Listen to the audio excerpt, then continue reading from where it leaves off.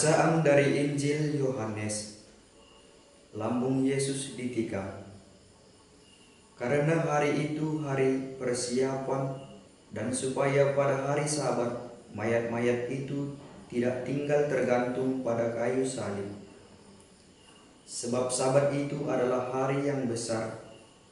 Maka datanglah orang-orang Yahudi kepada Pilatus dan meminta kepadanya supaya kaki orang-orang itu dipatahkan dan mayat-mayatnya diturunkan.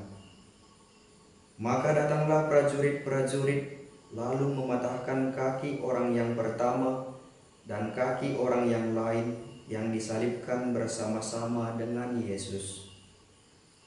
Tetapi ketika mereka sampai kepada Yesus dan melihat bahwa ia telah mati, mereka tidak mematahkan kakinya. Tetapi seorang dari antara prajurit itu menikam lambungnya dengan tombak, dan segera mengalir keluar darah dan air. Dan orang yang melihat hal itu sendiri yang memberikan kesaksian ini, dan kesaksiannya benar. Dan ia tahu bahwa ia mengatakan kebenaran, supaya kamu juga percaya. Sebab hal itu terjadi supaya genaplah yang tertulis dalam kitab suci, tidak ada tulangnya yang akan dipatahkan. Dan ada pula nas yang mengatakan, mereka akan memandang kepada Dia yang telah mereka tikam. Demikianlah Injil Tuhan.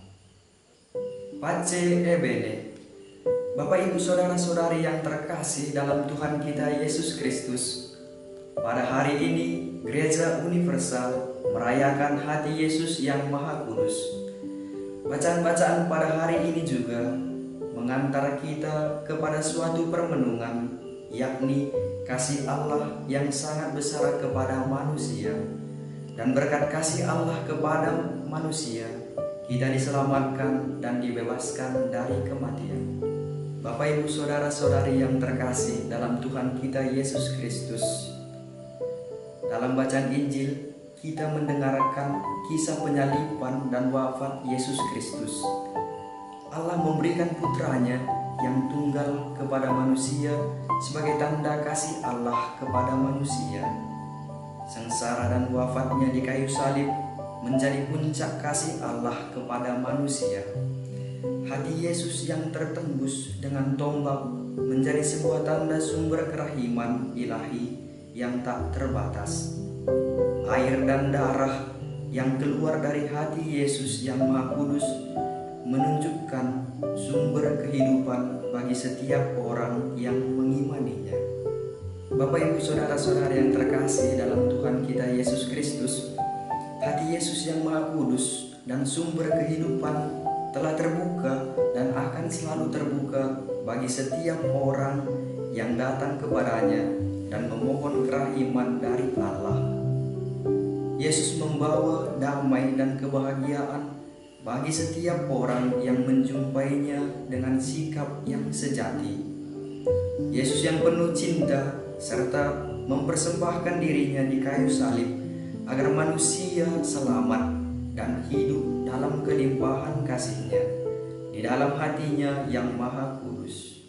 Bapak Ibu Saudara-saudari yang terkasih dalam Tuhan kita Yesus Kristus, Yesus adalah Allah yang menjelma menjadi manusia. Ia hadir ke dunia memberikan teladan baru bagi manusia untuk mengasihi manusia. Sebab semakin kita menaruh hati kepada sesama kita, maka semakin besar pula Allah tinggal di dalam hati kita, dan kita tinggal di dalam hati Yesus yang Maha Kudus. Dengan mengasihi sesama dengan sepenuh hati, Allah hadir di dalam hidup kita.